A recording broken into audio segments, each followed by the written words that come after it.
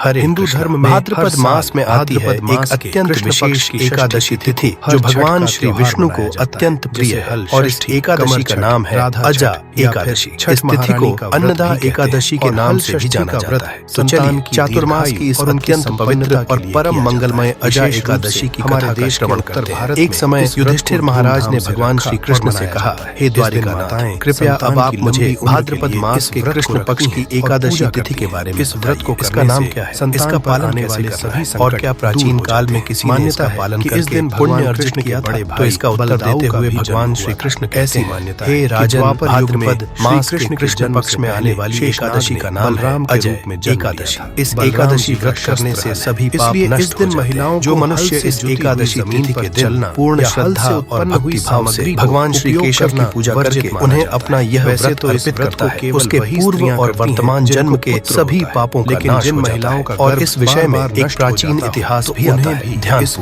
सुनो। बहुत समय पहले हरिश्चंद्र नाम के एक चक्रवर्ती राजा राज्य करते थे। वे अत्यंत वीर, प्रतापी और सत्यवादी थे। उन्होंने किसी अज्ञात कर्म या फिर प्रतिज्ञा के कारण अपने राज्य को त्याग दिया था। संयोग ऐसे बन गए कि उन्हें अपनी स्त्री यानी कि पत्नी और अपने पुत्र को भी त्यागना लक्ष्मी और उन्हें स्वयं शिव चांडाल के घर पर सेवक बनकर यमुना आदि वे चांडाल के घर पर रहकर भी कर के रूप में मृत्यु के समय उड़ाया जाने वाला वस्त्र आदि लेने का काम करते थे। लेकिन इतने आपत्ति के समय में भी उन्होंने कभी भी सत्य को नहीं त्यागा था। वे सत्यवादी थे और इस कठिन से कठिन परिस्थिति में भी अपने सत्य प्रतिज्ञा व्रत का पालन करते थे। और इस प्रकार करते हुए अनेक वर्ष बीत गए। प्राय उन्हें अपने इस कर्म पर बड़ा दुख होता रहता और उससे मुक्ति प्राप्त करने के लिए वे विभिन्न उपाय ढूंढते रहते। उन्हें हर समय यही चिंता रहती थी कि आखिर वे क्या करें, किस प्रकार पुनः अपनी लुप्त संपत्ति और अपने परिवार से पुनर्मिलन आदि का। इस प्रकार एक दिन वह चिंता में मग्न बैठे तालाब में उस समय राजा के पास गौतम ऋषि। राजा ने उन्हें देखकर अत्यंत विनम्रता से प्रणाम किया और हाथ जोड़कर अपना संपूर्ण दुख वृतांत कह सुनाया। दयालु महर्षि गौतम ने आश्चर्यजनित होकर राजा से कहा, हे राजन, आप तो सत्यवादी हैं। मुझे आश्चर्य है कि आप इतने लंबे काल तक इस दुख भरी स्थिति में रहते हैं, लेकिन फिर भी इससे निकलने का मैं एक उपाय आपको बताता हूँ। आप भाद्रपद मास के कृष्ण पक्ष में आने वाली अज नामक एकादशी का विधि पूर्वक पालन कीजिए। शास्त्रों में बताए गए अनुसार इस एकादशी व्रत का पालन कीजिए। रात्रि के समय कथा और कीर्तन करते हुए भक्ति भाव से जागरण कीजिए और अगले दिन इस एकादशी व्रत का निर्धारित समय के अंदर पालन कीजिए। इस प्रकार अजा एकादशी का पालन करने से आपके संपूर्ण पाप कर्म नष्ट हो जाएंगे और इसके प्रभाव से आपका वैभव आपको पुनः प्राप्त होगा। ऋषि की बात सुनकर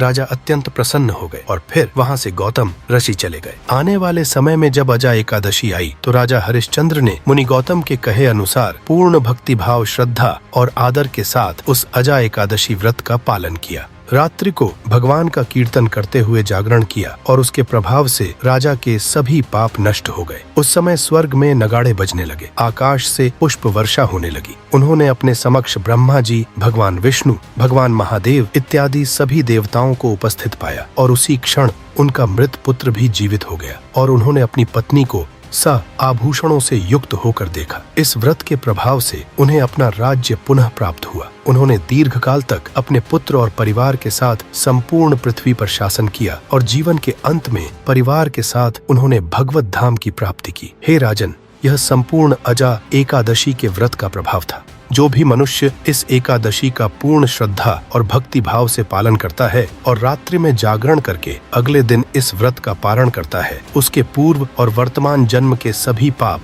नष्ट हो जाते हैं और अंत में उसे भगवान श्री कृष्ण की विशेष कृपा प्राप्त होती है। जो मनुष्य इस कथा का श्रवण भी करता है, उसके जीवन में भी पूर्व काल के समस्त पाप उपस्थित नहीं रहते, उनका तत्क्षण नाश हो जाता है। और हाँ, अगर आप हमारे इस वैदिक ज्ञान के प्रचार कार्य की सराहना करते हैं और इस कार्य में अपना योगदान देना चाहते हैं तो स्क्रीन पर नंबर दिया गया है, वहां आप हमें आर्थिक रूप से अपनी सहायता भेजकर भी हमारा उत्साह बढ़ा सकते हैं। चलिए अब हम इसी अजा एकादशी के उपलक्ष्य में एक और पौराणिक कथा का श्रवण करते हैं। आइए एक और कथा का आरंभ करते हैं। बहद नारदीय पुराण में कहा गया है, ब्राह्मण क्षत्रिय वेशाम शद्राणाम चौयोषिताम मोक्षदम कुर्वतिम भक्त विष्णु प्रिय तरम द्विज। हे ब्राह्मणों, भले ही कोई ब्राह्मण, क्षत्रिय, वैश्य या शूद्र हो, परंतु यदि कोई पूर्ण भक्ति भाव सहित एकादशी व्रत का पालन करता है तो वह निश्चित रूप से मुक्ति का अधिकारी है। हमारे सभी शास्त्रों में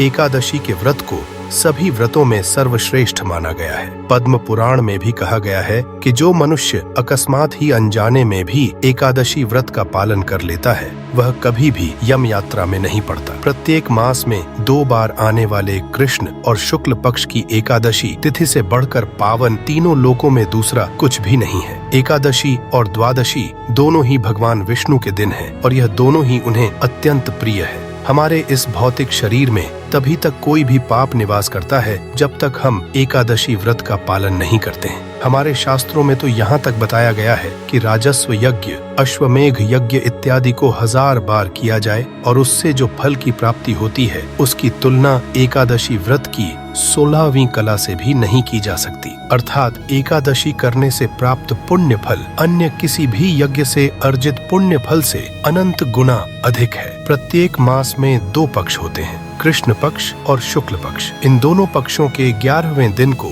एकादशी कहते हैं और इस तिथि का महात्म दर्शाते हुए पद्म पुराण में यह भी बताया गया है कि प्रत्येक मनुष्य अपने 11 इंद्रियों द्वारा प्रत्येक्षण अनेक पाप कार्य करता रहता है और इन 11 इंद्रियों के द्वारा किए गए यह सभी पाप कर्म इसी एकादशी व्रत का पालन करने से तुरंत भस्म हो जाते हैं। जब भी कोई व्यक्ति एकादशी के दिन उपवास करता है और फिर रात्रि में जागरण करके श्री हरि के पवित्र नामों का जप, कीर्तन और कथा श्रवण करता है तो वह मनुष्य अपने पितृकुल, मातृकुल तथा पत्नी कुल की 10 पूर्व पीढ़ियों का निश्चय ही उद्धार कर देता है। यह एकादशी तिथि हमारी आध्यात्मिक उन्नति के साथ साथ हमारे शरीर को भी निरोगी बनाती है। अब देखिए, कई बार लोग इस एकादशी व्रत को साधारण समझ लेते हैं और उनको लगता है कि बस इस दिन भगवान की पूजा कर ली या उपवास कर लिया तो हमारा काम समाप्त हो गया, फिर हम भगवान से हर प्रकार की सुख समृद्धि की याचना कर सकते हैं। लेकिन इस विषय में श्रील प्रभुपाद जी के जीवन से बड़ा ही सुंदर प्रसंग प्राप्त होता है। एक समय श्रील प्रभुपाद के एक शिष्य थे।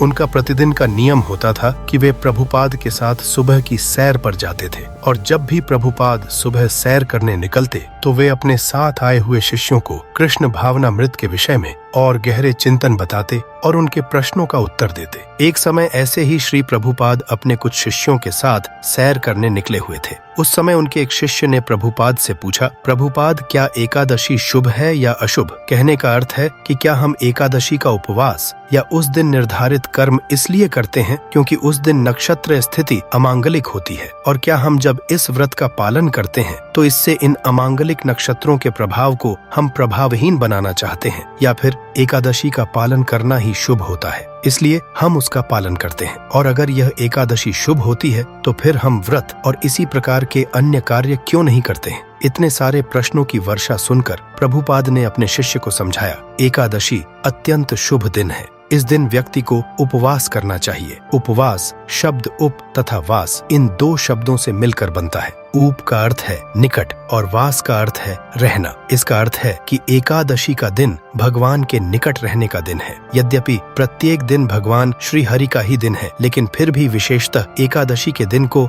हरि के दिन यानी हरिवासर के रूप में चयनित किया गया है और इसके पीछे हमसे यह आशा की जाती है कि इस दिन को हम हरि भक्ति के द्वारा भगवान के निकट जाने में व्यतीत करेंगे। तो इस प्रकार श्री प्रभुपाद ने एकादशी तिथि को लेकर अपने शिष्य के सभी संशयों को नष्ट कर दिया। एक और स्थान पर श्रीमद् भागवतम के 7वें स्कंध में 14वें अध्याय के 23वें श्लोक में तात्पर्य लिखते हुए श्रील प्रभुपाद बताते हैं कि एकादशी का व्रत और द्वादशी का व्रत रखने का अर्थ है भगवान को प्रसन्न करना। जो लोग कृष्ण भावनामृत में प्रगति करने के इच्छुक हैं, उन्हें एकादशी व्रत का नियम पूर्वक पालन करना चाहिए। श्री हरि भक्ति विलास में भी वर्णन आता है, एकादशी व्रत नाम सर्व काम फल प्रदम कर्तव्य सर्वदा विप्रय विष्णु प्रणन कारणम, अर्थात ब्राह्मणों को भगवान विष्णु की प्रसन्नता हेतु एकादशी व्रत का पालन करना चाहिए, क्योंकि यह व्रत व्यक्ति की समस्त इच्छाओं की पूर्ति करता है। इस व्रत के पालन द्वारा भगवान की तुष्टि के फल स्वरूप सुख समृद्धि स्वतः ही आ जाएगी। तो इस प्रकार एकादशी तिथि मनुष्य की सभी मनोकामनाओं की पूर्ति करने वाली तो है ही, अपितु